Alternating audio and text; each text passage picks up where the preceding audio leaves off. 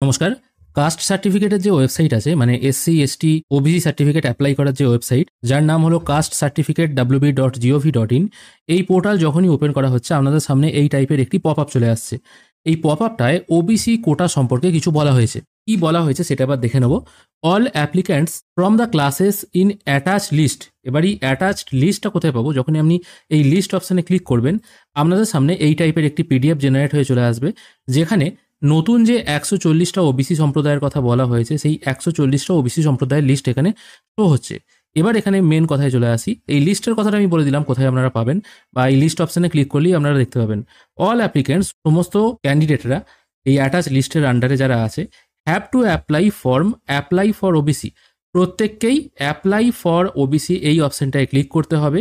Under option OBC menu, এই under option OBC menu বলতে এখানে দেখুন একটা ওবিসি বলে অপশন আছে। এই ওবিসি অপশনটায় এসে আপনাকে ক্লিক করতে হবে অ্যাপ্লাই ফর ওবিসি এই অপশানে। যাদের ওবিসির ক্লাস চেঞ্জ হয়ে গেছে, এমন অনেক আছে ওবিসি বি ছিল এ হয়েছে, অথবা এ ছিল বি হয়েছে।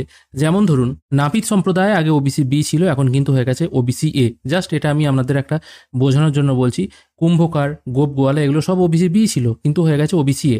এই প্রত্যেককেই এই কাজটা করতে হবে, কারণ আপনাদের সার্টিফিকেটে যেহেতু ওবিসি বি লেখা আছে, কিন্তু এখন যেহেতু হয়ে গেছেন ওবিসি এ, তাই প্রত্যেককেই কিন্তু এই ওবিসি অপশানে এসে অ্যাপ্লাই ফর ওবিসি এই অপশানটায় ক্লিক করতে হবে।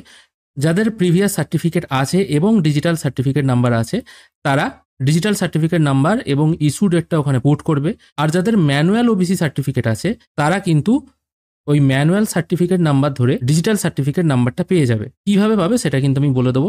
এটাই মোটামুটি একটা ছোট পপ আপ আসছে, মানে প্রত্যেক ওবিসি সম্প্রদায়কে এই কাজটা করতে হবে। যাদের ওবিসি বি ছিল তাদের ওবিসি এ হয়েছে, মানে সার্টিফিকেটেও যে পরিবর্তনগুলো হয়েছে সেগুলোও কিন্তু অনলাইনের মাধ্যমে এই প্রসেস করা হবে। এবার প্রসেসটা কী করে হবে দেখে নিন। এখানে একটা দেখুন ওবিসি বলে একটা অপশান অ্যাড হয়েছে। আগে এখানে এসসি এসটি ছিল, ওবিসি লিস্টটা তুলে দেওয়া হয়েছিল, আবার কিন্তু এখানে ওবিসি সম্প্রদায়টা চলে এসছে। এখানে যে ওবিসি অ্যাটাচ হয়েছে, এখান থেকে কিন্তু আপনারা ওবিসি সার্টিফিকেট অ্যাপ্লাই করতে পারবেন। মানে যারা নতুন ওবিসি সার্টিফিকেট অ্যাপ্লাই করবে, আগে কোনোদিন তাদের হয়তো ওবিসি সার্টিফিকেট থাকেনি, তাদের জন্য এই অপশানটা। আর যাদের অলরেডি ওবিসি সার্টিফিকেট আছে কিন্তু ক্যাটাগরি চেঞ্জ হয়ে গেছে, এ থেকে বি হয়েছে, বি থেকে এ হয়েছে, সেক্ষেত্রে তাদের এই অপশানে ক্লিক করতে হবে। এখানে দেখুন তিনটে অপশান আছে। তিনটে অপশানের মধ্যে প্রথমে কি বলা হয়েছে, অ্যাপ্লাই ফর ওবিসি। আমি যখন এই অ্যাপ্লাই ফর ওবিসি অপশানে ক্লিক করব, এখানে জিজ্ঞেস করা হচ্ছে আপনার ডিজিটালাইজ কাস্ট সার্টিফিকেট আছে কিনা। যদি থাকে ইয়েস করবেন, তারপর আপনার ডিজিটালাইজ কাস্ট সার্টিফিকেট নাম্বার এখানে পুট করবেন, ইস্যু ডেটটা এখানে পুট করে ভেরিফাই করবেন। আমি এখন এখানে একটি সার্টিফিকেট নাম্বার আর ইস্যু ডেটটা পুট করেছি। এখানে পুট করার সঙ্গে সঙ্গে দেখুন এখানে ওবিসি ক্যাটাগরি এই ব্যক্তির ছিল আগে ওবিসি বি, এখানে কিন্তু অটোমেটিক এটা চলে আসছে ওবিসি এ, মানে চেঞ্জ হয়ে গেছে। আর এখানে কিছু কিছু অপশান যেগুলো আগে থেকে ছিল, ঠিকানা, ব্লক, কি কাস্টের, সেগুলো কিন্তু এখানে শো হচ্ছে। এখান থেকে আপনারা গ্রাম পঞ্চায়েতের নামটা শুধুমাত্র চেঞ্জ করতে পারবেন, বাদ বাকি এখানে কোনো অপশান আপনারা চেঞ্জ করতে পারবেন না। নাম, বাবার নাম, সব কিছু কিন্তু এখানে শো হচ্ছে। এগুলো কিন্তু কোনোটাই এডিট করা যাবে না। এডিট কি করা যাবে? ফোন নাম্বার এডিট করা যাবে, আর গ্রাম পঞ্চায়েতের নামটা এডিট করা যাবে। বেশির একটু নিচের দিকে চলে এলে আধার নাম্বার পুট করে দেবেন। এপিক নাম্বার বা খাদ্যসাথী নাম্বার সবগুলো পুট করার দরকার নেই, শুধু আধার নাম্বার পুট করে দিলেই হবে। তারপর এখান থেকে আপনার যদি রেশন কার্ড থাকে তাহলে ক্যাটাগরিটা চুজ করতে হবে, কি টাইপের রেশন কার্ড আছে। তারপর আপনার ডেট অফ বার্থটা এখান থেকে আপনারা চেঞ্জ করতে পারবেন।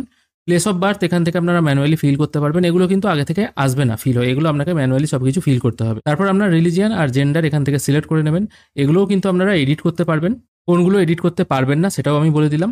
তারপর আপনার একটা ইনকাম সার্টিফিকেট এখানে আপলোড করতে হবে, একটা অ্যাপ্লিকেন্টের ফটোগ্রাফ আপলোড করতে হবে। একটু নিচের দিকে এলে ক্যান্ডিডেটের ফাদার কোথায় কাজ করে সেটা এখানে মেনশন করতে হবে। সে গভর্নমেন্ট সার্ভেন্ট কিনা বা অন্য কোনো জায়গায় কাজ করেন কিনা সেটা এখানে মেনশন করতে হবে। ঠিক যেমন নতুন ওবিসি সার্টিফিকেট অ্যাপ্লাই করার সময় এখানে পুট করতে হতো, সেই জিনিসগুলোই পুট করতে হবে। তারপর এখানে জিজ্ঞেস করা হচ্ছে তার এগ্রিকালচার ল্যান্ড কতটা আছে, এই সমস্ত তথ্যগুলো, কত টাকা ইনকাম আছে সেগুলো এখানে পুট করে দিয়ে সাবমিট অপশানে ক্লিক করতে হবে। আর ইনকামটা মোটামুটি আপনাদের ইনকাম সার্টিফিকেটে যেটা দেবে সেটাই এখানে ফিল করবেন। Agriculture land holding, owners of mother, father, minor children, এগুলো অনেক সময় ফিল করতে হয় না, না ফিল করলেও চলে। ডাইরেক্ট এখানে শুধুমাত্র অ্যানুয়াল ইনকামটা ফিল করে সাবমিট করবে। অ্যাপ্লিকেশন সাবমিট হওয়ার পর আপনার সামনে একটি অ্যাপ্লিকেশন নাম্বার জেনারেট হয়ে চলে আসবে এবং 3টি ফর্ম এখান থেকে জেনারেট হয়ে চলে আসবে। এখানে অ্যাকনোলেজমেন্ট আছে একদম শেষকালে। আমি ক্লিক হেয়ার অপশানে ক্লিক করছি।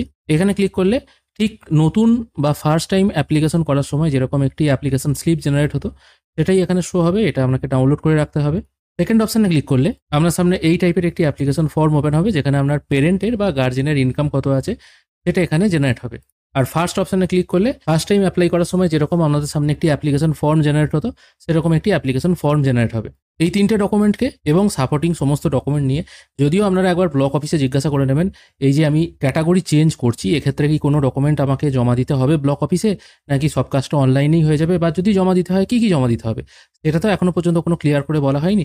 সেটা একবার আপনারা ব্লক অফিসে জেনে নেবেন। অবশ্যই এই জিনিসগুলো ডাউনলোড করে রাখবেন। অ্যাকনোলেজমেন্ট কপি যেন হারিয়ে ফেলবেন না, কারণ ওটা দিয়ে আপনি স্ট্যাটাস চেক করে দেখতে পারবেন আপনার কাজ কতদূর এগিয়েছে। অ্যাপ্লাই তো হয়ে গেল, অ্যাপ্লাই করার পর স্ট্যাটাস দেখবেন কি করে। নতুন কাস্ট সার্টিফিকেট অ্যাপ্লাই করার প্রসেস নয়, কিন্তু আপনার যে সার্টিফিকেট ছিল এবং যে ক্যাটাগরি চেঞ্জ হলো এ থেকে বি বা বি থেকে এ হলো, এই যে অ্যাপ্লাইটা করলেন তার স্ট্যাটাসটা কী করে দেখবেন সেটার জন্য কিন্তু এই সেকেন্ড অপশানে যাবেন না, সেক্ষেত্রে এই ওবিসি অপশানে চলে আসবেন। এখান থেকে অ্যাপ্লিকেশন চেক অপশানে ক্লিক করবেন। এখানে ক্লিক করার পর এখানে যে অ্যাপ্লিকেশন নাম্বার বা অ্যাকনোলেজমেন্ট নাম্বারে যে অ্যাপ্লিকেশন নাম্বারটি পেলেন সেটা এখানে পুট করে সার্চ করবেন। সার্চ করার সঙ্গে সঙ্গে এখানে স্ট্যাটাস দেখাবে যে পেন্ডিং, এখনও কাজ হয়নি যেহেতু অ্যাপ্লাই করা হয়েছে। এবার কতদিন সময় লাগতে পারে বা কত তাড়াতাড়ি সরকার প্রসেস করে সেটাই এবার দেখার বিষয় আছে। একবার অ্যাপ্রুভ হয়ে গেলেই আপনারা কিন্তু সার্টিফিকেট ডাউনলোড করতে পারবেন সার্টিফিকেট ডাউনলোড অপশন থেকে। ডাউনলোড করার জন্য আপনারা এই অপশনে চলে আসবেন, সেকেন্ড অপশন, এখান থেকে ডাউনলোড সার্টিফিকেট অপশন পেয়ে যাবেন। আশা করি সার্টিফিকেট নাম্বার একই থাকবে, শুধুমাত্র ক্যাটাগরি চেঞ্জটা ওটাই শুধু লেখা থাকবে।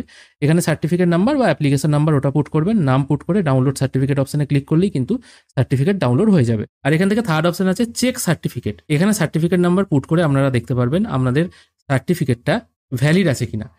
হাতে লেখা সার্টিফিকেট নাম্বার থেকে ডিজিটাল সার্টিফিকেট নাম্বার পাওয়ার জন্য আপনারা এই SC ST OBC বলে যে অপশনটা আছে এখানে চলে আসবেন। এইটাই নয় কিন্তু, এই হোমের পাশে যে অপশনটা আছে দ্বিতীয় অপশন, এখানে চলে আসবেন। এখানে আসার পর চেক সার্টিফিকেট বলে একটা অপশন আছে, এখানে ক্লিক করবেন। এখানে আপনাদের ওল্ড সার্টিফিকেট নাম্বারটা পুট করবেন, ইস্যু ইয়ারটা পুট করবেন, আর কে ইস্যু করেছিল সেটা পুট করে সার্চ অপশনে ক্লিক করবেন। দেখুন আমি একটি পুরনো হাতে লেখা সার্টিফিকেট নাম্বার এখানে পুট করেছি। সব কিছু ডিটেল পুট করে সার্চ করার সঙ্গে সঙ্গে এখানে দেখুন ম্যানুয়াল সার্টিফিকেট নাম্বার তার সঙ্গে ডিজিটাল সার্টিফিকেট নাম্বার দুটো কিন্তু দিয়ে দিচ্ছে। তারপর এখানে ভিউ সার্টিফিকেট অপশনে ক্লিক করলে কারুর ক্ষেত্রে হাতে লেখা সার্টিফিকেটটা এখানে দেখিয়ে দেয়, ম্যানুয়াল সার্টিফিকেটটা কারুর ক্ষেত্রে কিন্তু আবার নট অ্যাপ্লিকেবল এরকম দেখিয়ে দেয়। এটা ক্ষেত্রে কিন্তু কোনো রকম ভয় পাওয়ার ব্যাপার নেই। আপনার সার্টিফিকেট যদি আপনার কাছে থাকে অরিজিনালটা তাহলে সেটাই ভ্যালিড। এনার কি কাস্ট ছিল সব কিছু এখানে শো হচ্ছে, কবে ইস্যু করা হয়েছিল সব কিছু কিন্তু এখানে শো হচ্ছে। এবার এখান থেকে যে ডিজিটাল সার্টিফিকেট নাম্বারটি আছে সেটা কপি করে নিতে হবে। কপি করে নেওয়ার পর ওই কাস্ট সার্টিফিকেটের ক্যাটাগরি চেঞ্জ করার জন্য আবার ওবিসি অপশানে চলে আসতে হবে। তারপর এখানে আসার পর অ্যাপ্লাই ফর ওবিসি সার্টিফিকেট এই অপশানে ক্লিক করে এটা ইয়েস করে নিয়ে এখানে সার্টিফিকেট নাম্বারটা বা নতুন সার্টিফিকেট নাম্বারটা পুট করে ডেট অফ ইস্যুটা পুট করে ভেরিফাই করলেই হবে। অনেকে বলতে পারেন ডেট অফ ইস্যুটা কী করবো, কারণ ডিজিটাল সার্টিফিকেট তো অনেক পরে ইস্যু করা হয়েছে। না, এবার এখানে বলে দিই যেখান থেকে আমি সার্টিফিকেট নাম্বার বা ডিজিটাল সার্টিফিকেট নাম্বার খোঁজার অপশানটা দেখালাম ওখানেই দেখবেন ডেট অফ ইস্যুটা দেওয়া আছে। ওই ডেট অফ ইস্যুটা এখানে বসালেই কিন্তু অটোমেটিক সব কিছু ফিল হয়ে যাবে। এখানে আপনি আপনার ডিস্ট্রিক্ট, সাব ডিভিশন, মিউনিসিপ্যালিটি এগুলো চেঞ্জ করতে পারবেন না। আপনার ওবিসি ক্যাটাগরি কী আছে সেটাও চেঞ্জ করতে পারবেন না, ট্রাইবটাও চেঞ্জ করতে পারবেন না, বাবার নাম, নিজের নাম এগুলোও চেঞ্জ করা যাবে না। বাদবাকি সমস্ত অপশন আপনারা কিন্তু এডিট করতে পারবেন। এবার বাদবাকি অপশনগুলো এডিট করেও সেরকম কিছু লাভ নেই, কারণ ম্যাক্সিমাম যে জিনিসগুলো এডিট করা যাবে না সেগুলোই সার্টিফিকেটে লেখা থাকে। বাদবাকি যেমন আপনার ফোন নাম্বার, আধার কার্ড নাম্বার এগুলো কিন্তু সার্টিফিকেটে লেখা থাকে না। আশা করি আপনাদেরকে বোঝাতে পারলাম কীভাবে আপনারা ওবিসি এ থেকে ওবিসি বি ক্যাটাগরিতে যাবেন এবং তার ফর্ম ফিল আপ করবেন, পুরাতন হাতে লেখা সার্টিফিকেট নাম্বার থেকে কী করে ডিজিটাল সার্টিফিকেট নাম্বার পাবেন।